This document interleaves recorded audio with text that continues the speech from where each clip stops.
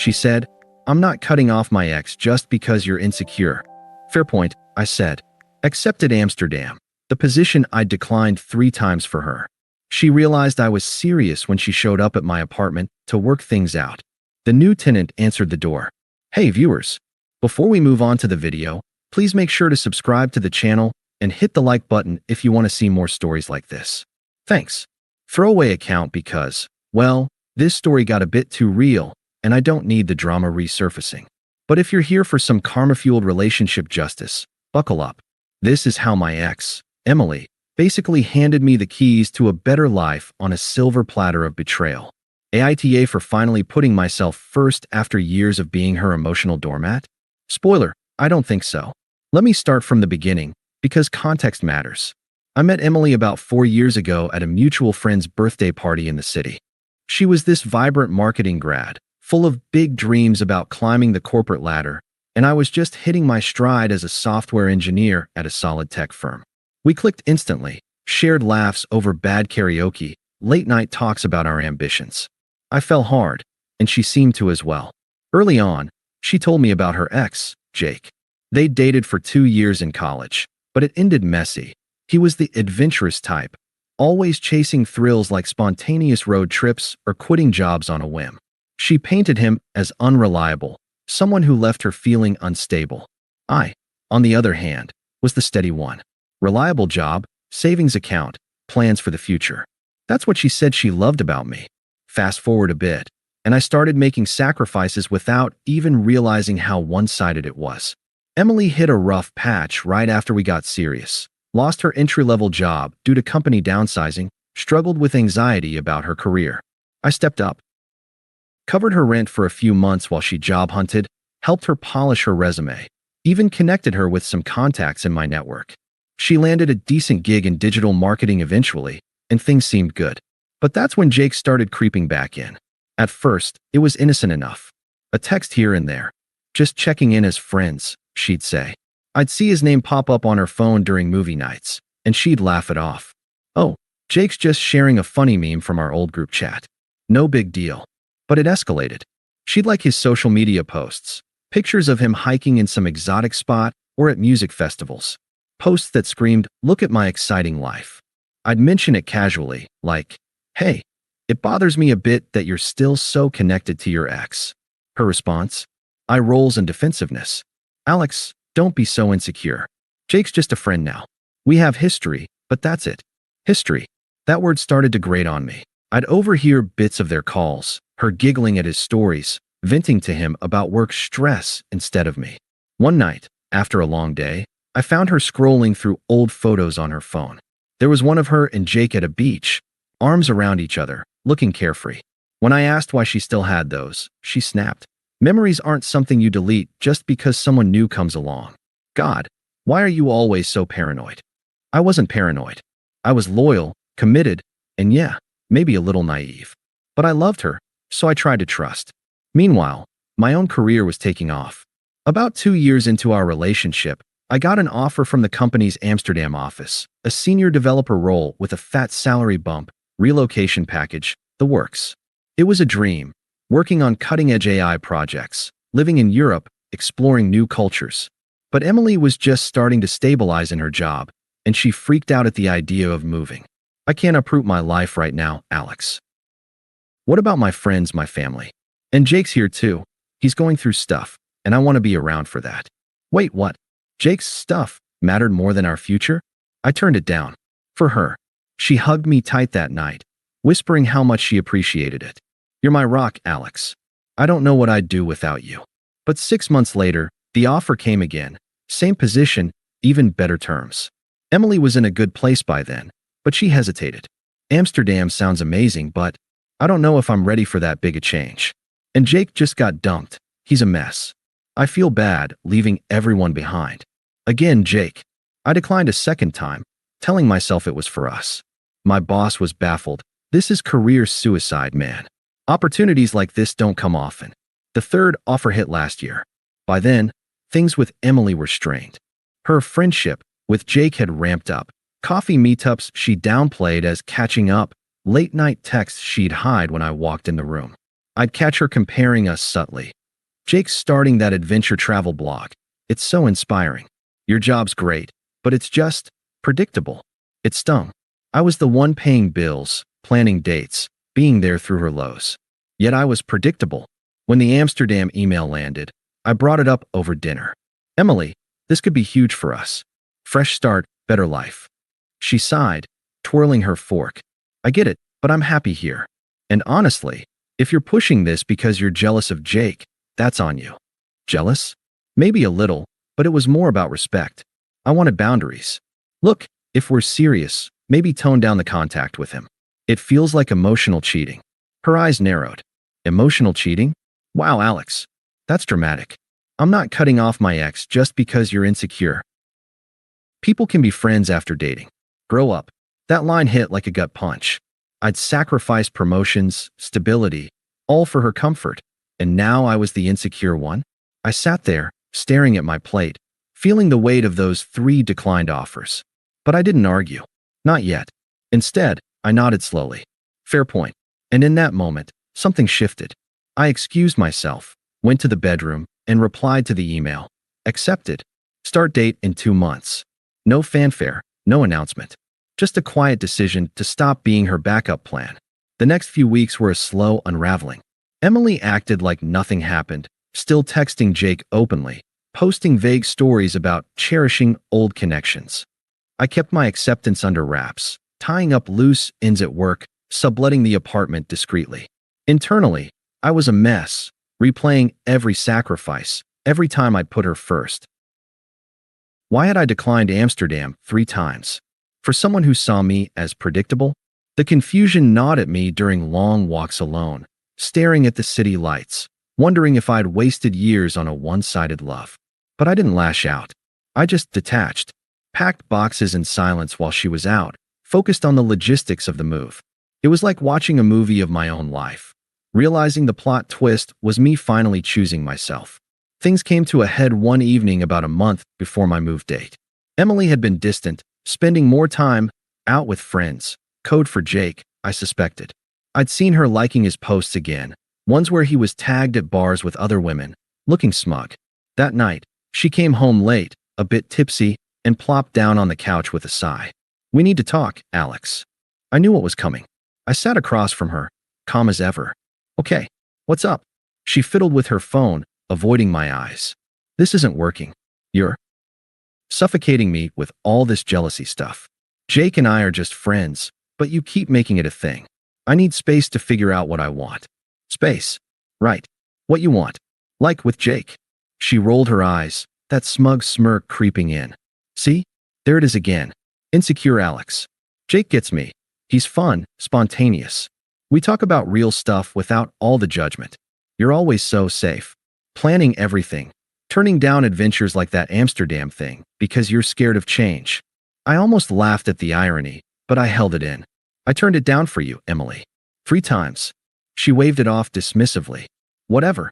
The point is, I deserve someone who matches my energy. Jake's not perfect, but at least he doesn't clip my wings. I'm not saying I'm running back to him, but yeah, we're hanging out more. It's platonic, mostly. But you? You're holding me back. Her words were like knives, twisted with that entitled logic. So, you're choosing his friendship over us? God, why does it have to be a choice? But if you're forcing it, then yes. I'm not cutting him off just because you're threatened. That's manipulative, Alex. If you trusted me, this wouldn't be an issue. Manipulative? From the woman who'd guilt me into staying put while flirting with her ex? She leaned back, crossing her arms, looking so sure of herself. I think we should take a break. Maybe permanent. I'll crash at a friend's tonight. Give you time to think about how controlling you've been. I didn't beg, didn't raise my voice, just looked at her steadily. Fair point. If that's what you want, go ahead. She blinked, like she expected a fight. Wait, that's it. No, please stay. You're just okay with this. What do you want me to say, Emily? You've made your choice clear. She huffed, grabbing her bag. Fine. Whatever. You'll regret this when you realize no one's putting up with your boring routine. And with that, she stormed out, slamming the door. I heard her muttering something about finally free as she left. Alone in the apartment, the silence hit hard. I poured a drink, sat on the balcony, and let the unfairness wash over me. Years of loyalty, dismissed as controlling. Sacrifices thrown back in my face. Part of me wanted to call her, explain the Amsterdam thing, make her see what she'd lost. But no, that would be begging, and I was done. Instead, I texted my boss, "Move is on. Wrapping up here." Then I blocked her number, not out of spite, but to protect my peace. The next day, I listed the apartment fully, packed the rest of my stuff, and started saying quiet goodbyes to friends. No drama, no social media rants, just forward motion. But the confusion lingered. Nights staring at the ceiling, replaying her justifications. How had her platonic friendship turned into this? Was I really the insecure one, or had she been manipulating me all along? It felt outrageous, undeserved after everything I'd given. I journaled a bit, talked to a therapist friend anonymously. "You're not crazy," he said. "That's classic emotional abandonment." It helped, but the pain was real. I let it breathe, didn't rush to get over it. Amsterdam loomed like a lifeline, a chance to rebuild from the ashes of her betrayal. I didn't disappear overnight, it took planning. With the move 2 weeks away, I focused on tying up loose ends. Shipped my essentials ahead, handed off projects at work, even hit the gym more to clear my head. Internally, the shift was happening, from vulnerable and questioning everything to a quiet resolve. This is my life, I tell myself in the mirror. Not hers to dictate anymore. Emily tried reaching out a couple days after the breakup, probably expecting me to chase. A text from a mutual friend's phone. "Hey, it's Em. My phone's acting up. Can we talk?" I didn't mean for things to end like that. I didn't respond. Then an email. "Alex, come on. You're being childish. Let's meet and sort this out maturely." Still nothing from me. I was done engaging. Word got around through friends. One messaged me. "Dude, Emily's telling everyone you overreacted about Jake. Says you're ghosting her out of spite. Let her spin it." I kept my responses neutral. We wanted different things. Wish her well.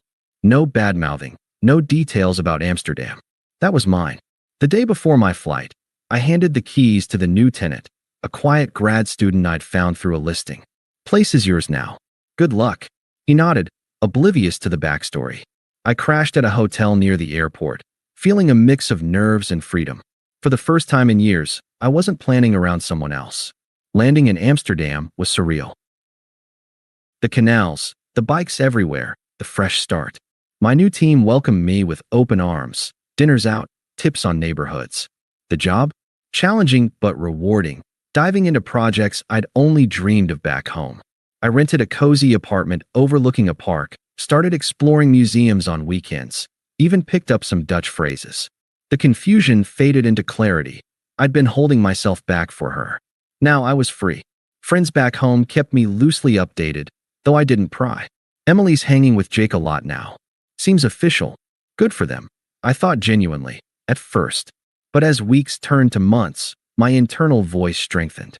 No more what-ifs. Just gratitude for the push I needed.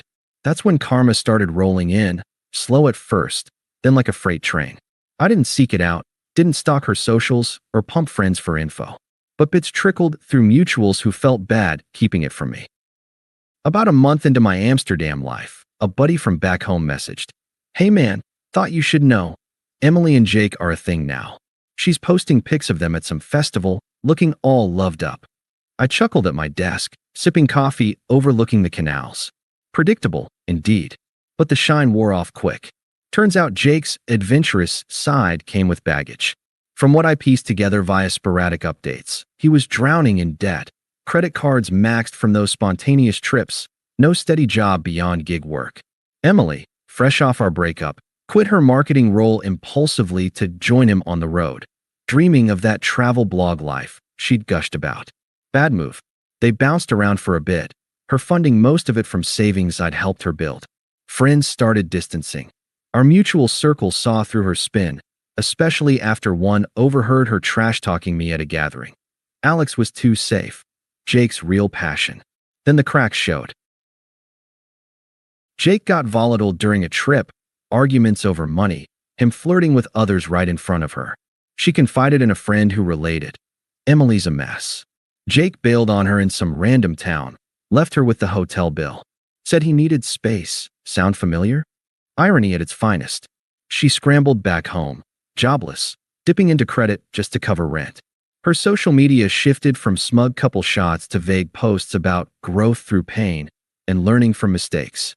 One mutual said her family was fed up too. Her sister, always the enabler, even admitted, spiraling. Jake used her and ghosted. Professionally, it tanked. Without her network, which I'd helped cultivate, landing gigs proved tough.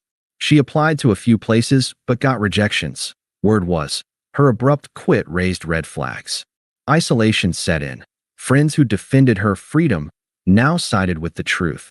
She'd emotionally ditched a good guy for a flake. One update hit particularly hard for her. A former colleague mentioned my Amsterdam move in a group chat she was still in. Alex is killing it overseas. Senior role, traveling Europe on weekends. Her response? Radio silence, then unfollows all around. I didn't gloat. Didn't need to. Sitting in my new apartment, hosting a small dinner with coworkers, I felt the reversal. Her downfall wasn't some dramatic explosion. It was realistic, earned from her choices. Broke, alone, reputation frayed. Meanwhile, I was thriving. Promotion talks at work, weekend trips to Paris, even dipping into dating apps casually. No serious attachments yet, but the freedom? Liberating. Karma didn't just hit. It highlighted how far I'd come from that predictable label. She discarded me like a safety net, only to find the ground rushing up.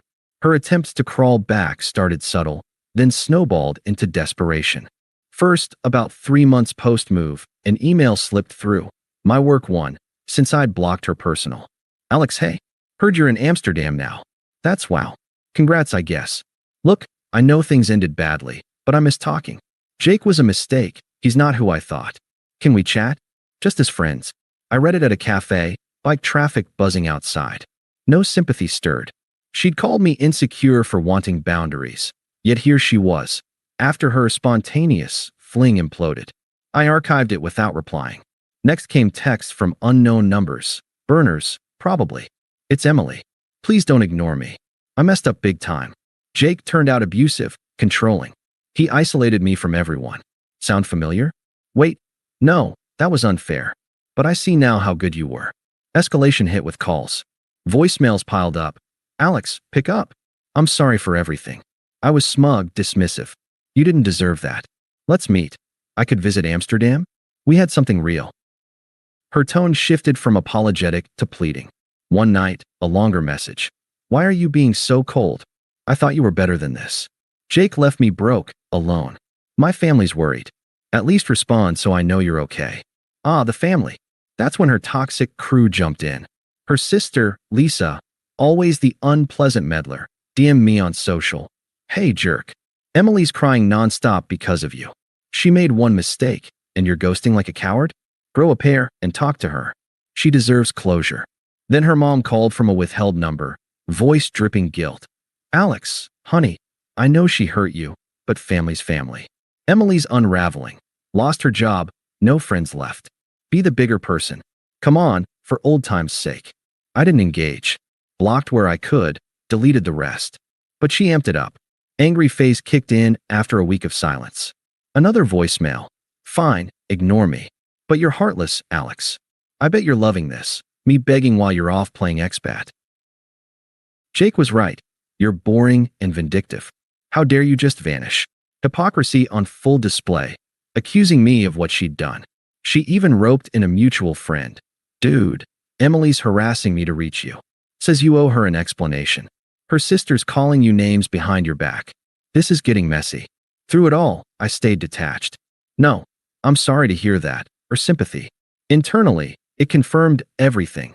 Her true colors shining when things didn't go her way. Desperate texts turned frantic. Please, Alex. I need help. I'm in debt. Might lose my place. Remember when you covered my rent? Just talk to me. Power reversal clear. The one who'd smugly walked out now powerless, grasping at ghosts. The final nail came at an unexpected spot. A mutual friend's wedding back home. I'd flown in for it. First trip stateside in 6 months. Kept it low-key, but word spread. The event was at a quaint venue outside the city, string lights, and laughter everywhere. I was chatting with old pals, suit sharp, Amsterdam glow on me, tan from bike rides, stories of canal cruises drawing smiles. Then I spotted her, Emily, disheveled in a rumpled dress, eyes puffy like she'd been crying. Our friend must have invited her, oblivious or manipulative, didn't matter. She cornered me by the bar during cocktail hour, voice shaky but insistent. Alex, you're here. God, you look good. Successful. I flew back early when I heard. We need to talk. I sipped my drink, calm as ever. No emotional pull. Emily, this isn't the place. Please, she begged, glancing around like she feared judgment. I was wrong. Jake was a disaster. He cheated, drained my savings, left me isolated. My job hunt's failing. Friends ghosted after hearing the full story. I see now you were my rock. I threw it away because I was stupid, chasing excitement. Come back. Or let me visit Amsterdam. We can start over. Her hypocrisy hung thick. Now she wanted the safe life she'd mocked. I set my glass down, voice steady, detached like closing a file. You've said your piece. But that chapter's closed. I've built something here. New role, new city, new perspective. You're not part of it anymore. She teared up, anger flickering. That's it. After everything? You're just done? I begged Alex. My family's furious with you. Lisa says you're cruel. Tell them hi. I said flatly, no bite, just fact. But their opinions don't matter. Neither do yours, honestly. I've moved on, literally and figuratively. You're irrelevant to my happiness now. She stared, realizing the reversal. Me thriving, her desperate, roles flipped. Guests nearby whispered, her failure on display against my quiet success. She muttered, you'll regret this, but turned away, shoulders slumped. I rejoined the group, toasting the bride, free, evolved, her a fading echo. Back in Amsterdam, life hummed on. Promotion sealed, dates turning promising, zero backward glances. Karma delivered. I just accepted the upgrade. Thanks for watching. Make sure to subscribe to the channel and hit the like button. What do you think about this story? Share it in the comments.